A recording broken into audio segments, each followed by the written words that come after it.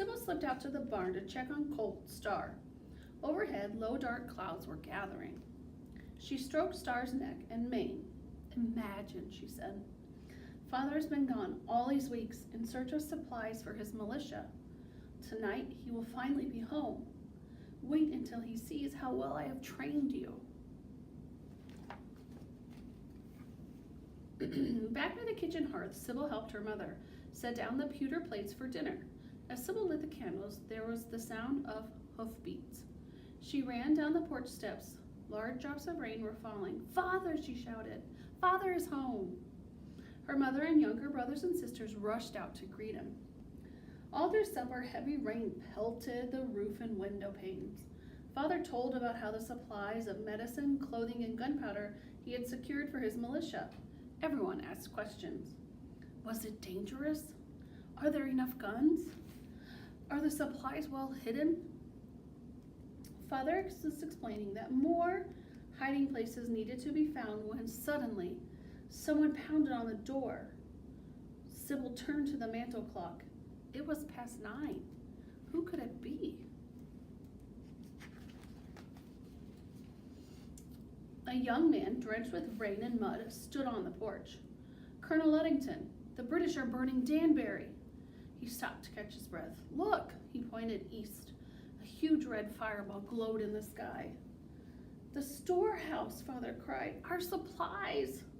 "The redcoats are marching this way," warned the messenger. "They must be turned back." "I have 400 men throughout the country," said Father. "It is urgent. They are called to muster." The messenger shook his head. "My horse and I can't ride any more this night."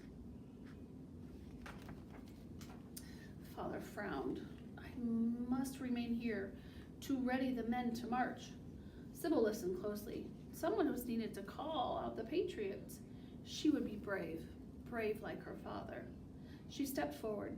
"I can go, Father. I can ride the colt. For the whole month you were gone, I rode Star every day."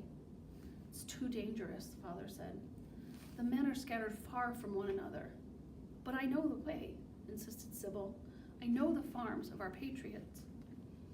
"There could be spies along the way," said Mother, "or worse, thieves and skinners." Father shook his head. "There's no night for a young girl to ride alone." "But there's no one else." Sybil touched Father's arm. "Please let me go." Father looked out the window at the fiery red sky. Then he turned and looked at his wife. He sighed. "Sybil, hurry and dress in warm clothing," he said. "Mother and I will wait for you in the barn." Sybil pulled on her father's old breeches and tucked them into her boots. She threw on her cloak and hat and dashed through puddles to the farm. Father slid a blanket and saddle onto Star's back. Sybil tightened the cinch. She put on the bridle, threw back the hemp reins, and jumped on. "Be careful," said Mother, tucking a small pouch of bread and cheese inside Sybil's coat. Father squeezed her hand. "First, head east, then south, and stay to the roads.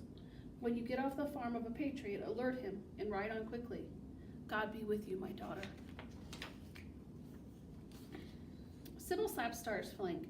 She took off a gallop past Father's gristmill. She crossed the rain-soaked fields. Mud splashed up over Sybil's boots, sopping her legs. She pressed Star towards the narrow trail between the birches and kept her head low. Water poured down from the night. It dripped off the brim of Sybil's hat and drenched her cloak. She shivered. Rain and darkness blurred the trail. Sybil rode for a long time over patches of slippery leaves. "Careful, Star," she said, but Star seemed to veer by instinct along the narrow turns. Strands of wet hair stuck to Sybil's face. She pushed them back and wiped the cold rain from her cheeks. A roaring sound came through the trees. Star's ears pricked up. "It's only the mill stream," said Sybil. They traveled a path along the rain-swollen stream. Star stepped through deep mud. His hooves made slushing noises. Sybil urged him on. She thought how much Father was counting on her. Would she and Star make it? She swallowed the lump in her throat and then shouted, "Faster, Star, faster!" A loud rustling came from the trees. Star jerked back. Sybil gripped the reins. "Steady, boy."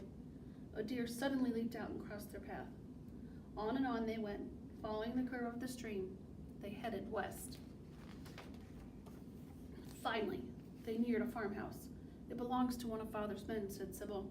She broke off a branch of a tree. Swiftly she rode up and banged the branch on the door. Muster at Luddington's, she shouted.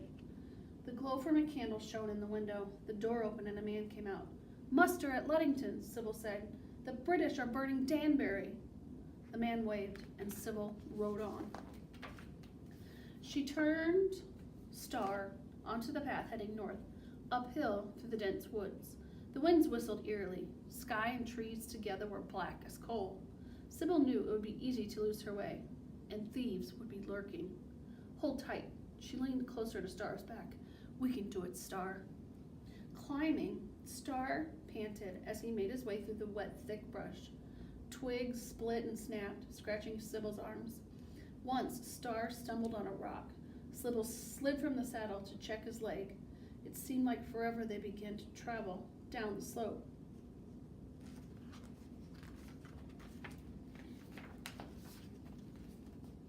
At the bottom of the hill, a clearing appeared. Several farmhouses were set behind a wooden fence. Finally, taking a deep breath, Sybil gripped her branch. She rode up to the closest house and banged on the door. Muster at Luddington's. She rapped on the door out one after another. The British are burning Danbury. She pointed east. See the red sky? Dogs barked, horses whinnied. One by one, candles were lit. Doors opened. People holding lanterns peered out. Turn back the redcoats, Sybil cried. Muster at Luddington's.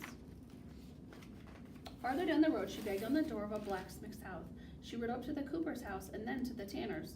Muster at Luddington's, she shouted again and again. Men ran out. They grabbed their muskets and saddled their horses. Sybil rode past the cemetery along the edge of the lake, rippling with rain. Ahead, pasture stretched out, separated by low stone walls. More and more houses appeared. Over and over, Sybil cried out to the patriots, Hurry, come muster, go to Luddington's, turn back the redcoats. Close to the road stood a barn. A door abruptly opened. A man carrying a lantern and a pail walked out. Sybil shuddered. It was a loyalist farmer Father suspected of being a British spy. She slid off the saddle and grabbed Star's halter. Quickly, she turned him back into a clump of trees. Star stepped on a branch. Loudly it cracked. Who's out there? The man called. Holding Star tightly, Sybil stood frozen behind a thick tree trunk. She watched the man head towards her. Her heart hammered in her chest. Is anyone there? The man asked. His footsteps trampled the underbrush. At any moment, he would find them. Sybil clenched her teeth and held her breath. Everything will be lost. Hoo! An owl hooted. Hoo! The man stopped. Just an old owl. He turned and went back inside the barn, closing the door behind him. Sybil flung herself upon the saddle. Hurry, she urged. Star began to trot. Faster, boy! Sybil rode on. All through the night, she gave her alarm. Muster at Luddington's. Turn back the redcoats. Her voice grew hoarse. Light was slowly spreading through the sky as Sybil turned from the last farmhouse. The rain softened to a drizzle. Sybil hunched over Star as he slackened his pace. Her body ached. They started for home. It was a long way back. At last, she reached the Luddington farm. Sybil pulled Star to a halt. Groups of men were forming ranks. Father stood in the middle of the field shouting orders. He turned. Sybil! He hurried over and helped her dismount. Then he gave her a long hug. The men shouted, Hooray for Sybil! Sybil rubbed Star's neck. We did it, Star, we did it. Sybil Luddington made her ride on April 26, 1777, through what now central Putnam County in New York. Sometime later, it was reported that General George Washington visited her home to praise her brave deed.